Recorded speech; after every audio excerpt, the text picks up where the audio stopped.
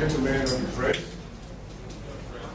although I do understand that in the world of the media, everybody is a gentleman. We had an emergency national Caucus meeting of the All Progressive Congress this morning, which was very well attended by Mr. President, the Vice President, our national leaders, state governors, governorship candidates, and coordinators of the PCC, Presidential Campaign Council.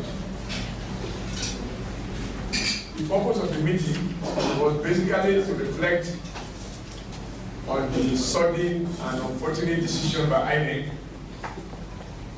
informing the nation in the early hours of Saturday, precisely at about 2:30 a.m., of INEC decision to postpone the elections by 1 week, full presidential by 1 week, and of course the national, the governorship and the State House of Assembly by 1 week. We reviewed our campaigns across the country, and we give thanks to God that throughout those campaigns, across the north, south, east, west, across the 36 states, to the glory of God, in spite of all the security challenges that we are very, very familiar with, there was not one single incident of terrorist attack or any violent attack at any of those rallies across the country, not only by APC, but also by other political parties that participated in campaigns. As we say, to God be the glory. However, APC deeply regret the death of many of our supporters who demonstrated so much passion, love, and commitment, particularly to the candidature of President Muhammadu Buhari, who, on account of the huge number that turned out in many of those locations, some died as a result of fatigue and suffocation. The National Caucus observed in minute silence in their memory, and we pray to God Almighty to grant them peace in heaven. We also reviewed the shocking announcement by INEC and the subsequent explanation by the INEC chairman on Saturday afternoon at about 3 o'clock. Even after listening to those stories and explanation, the National Caucus of the All Progressive Congress condemned the way in which INEC had managed this process. We reiterate the fact that INEC had 4 years to plan for this election. On their own, they roll out the timetable. They ought to have been able to foresee what they required, possible source of challenges, and take appropriate steps to arrest any unforeseen development. Having conducted elections in this country since 1999, in 2019, INEC cannot give excuses. There is nothing new that we have not experienced since 1999. What the All Progressive Congress expected, and I believe all decent and peace-loving Nigerians, is that INEC had the advantage, unlike its predecessors, to have learned from the challenges confronted by its predecessors, improve on the method, improve on logistic management, and ensure each free, transparent, and credible election. Unfortunately, in spite of the huge resources which INEC asked for, and which the National Assembly appropriated, and which the executive promptly released to INEC, in spite of all of this, INEC has subjected us to this huge embarrassment as a nation, and by that action alone, a lot of our countrymen and women are completely disillusioned. However, we recognize at the stage that we cannot throw away the baby with the bathwater. Frustrated as we are, disappointed as we are, and disillusioned as the Nigerian electorate is right now, we have a duty, all of us, including the media, to remind our countrymen and women that this is our country. This is the time to stand up and be counted on the side of democracy. Nothing, and absolutely nothing, that is done by INEC or indeed anyone that has any role to play in the management of this electoral process should dampen the spirit of the Nigerian people to go out and vote and elect a president of their choosing, National Assembly members of their choosing, and of course, governors and House of Assembly members of their choosing. If anything, the sacrifices already made by the Nigerian people, those millions of people who turn out at various campaign grounds, their sweat, their pain, and indeed even those who die because of stampede, they mustn't be allowed to die in vain. The least we can do as a people is to remain resolute, and the National Caucus call on Nigerian people to remain resolute and come out on Saturday and cast their vote in full freedom, without fear of harassment, fear of intimidation, or any other thing that would provide excuse for anyone not to come to vote. Mr. President, in his capacity as the Commander-in-Chief of the Armed Forces, has reiterated his commitment and is directing to the Nigerian Armed Forces that they have a duty to protect and to give confidence to the electorate so that Nigerian people can come out and exercise their right to vote and to ensure that those votes are counted. We also want to use this opportunity, that is the National Caucus, to remind INEC that whoever has power must not lack wisdom. We recognize that the law provides specific responsibilities for INEC, but in exercising their rights and responsibilities within the provisions of the law, they must not lack the wisdom to carry along critical stakeholders without whose support INEC cannot succeed.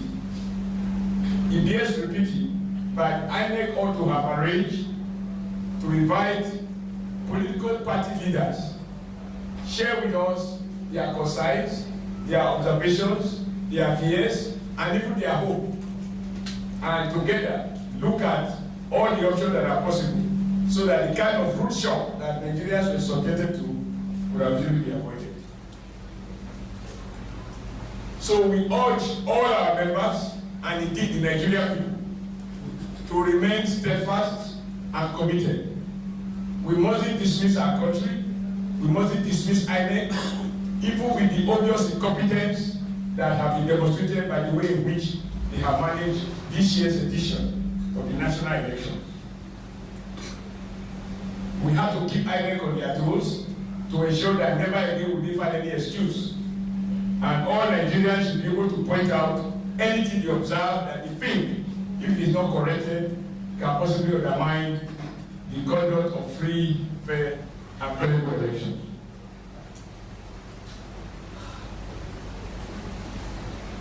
However, we also affirm, the Caucus also affirm, that in line with the extant provisions in the amendment, in the Electoral Act as amended, that in order to ensure and avoid low turnout on Saturday, we have resolved to renew the campaigns, to go around the country, and we have encouraged all our officers, organs, and all those involved in the campaign to proceed in accordance with the provisions of the law to sustain campaign up until 24 hours before Saturday. That is to say, campaign will stop at 12 midnight on Thursday this week. This is the provision of the law, and this we are prepared to abide with. If we were to accept INEC's suggestion that campaign should stop, that would be a recipe for low turnout. And any close observer of election manipulation in Nigeria will agree that low turnout is the best incentive for election riggers. When the people really turn out, the room to manipulate election result is always very slim. So we urge our people to renew from today to go out across the country, across the 176 polling points, to reawaken the people's consciousness and encourage them to come out to vote on Saturday. On this issue, we disagree completely with the illegal pronouncement of the INEC leadership with regards to our right as a political party to continue with the campaign in the face of this postponement that INEC has done unilaterally.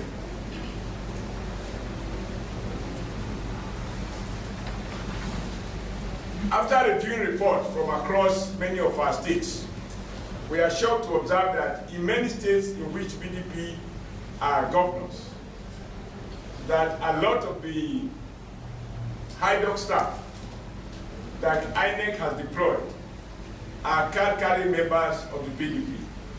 This is very, very unfortunate.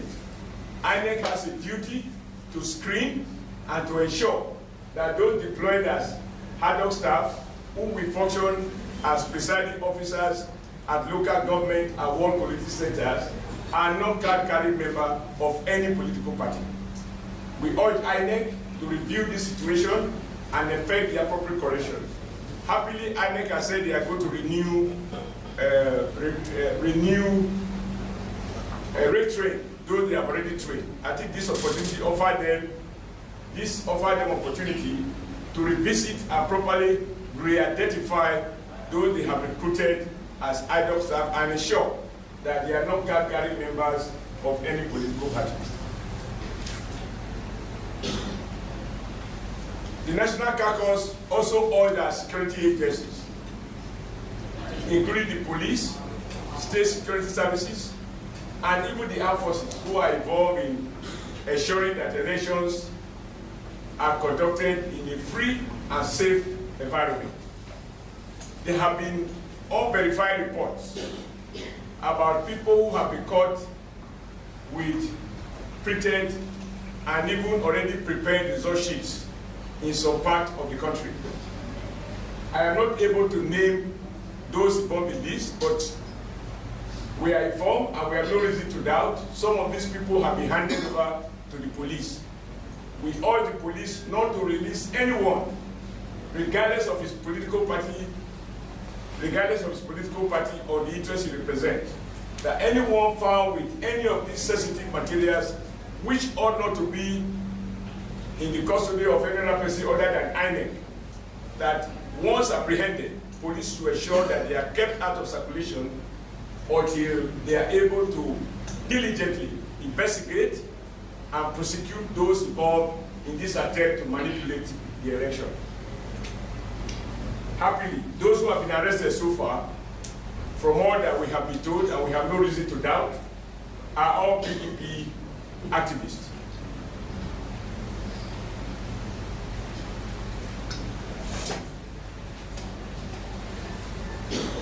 The Caucus having expressed deep concern about this sudden postponement. We also have some worries about INEC preparedness to ensure that this Saturday, the postponed date, that date is sacrosanct.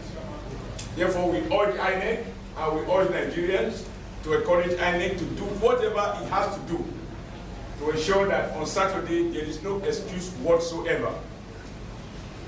The ballot papers must be delivered timely. Every material required for the conduct of the election must get to the polling booth not earlier or not later than 8 a.m. when these elections are billed to start. Having postponed this election, Nigeria will not accept any excuse from INEC or from any quarters. Materials must be available at 8 a.m. I will expect that voting commences nationwide. Like some people who have made observation, APC believe that elections should be done at the same time nationwide. We are opposed to staggered election. Nations that are even more in population and more diverse are able to conduct their elections without staggering. We have no reason not to do the same. In any case, since 1999, we have been doing elections without having to recourse to staggering, except where those elections were inconclusive.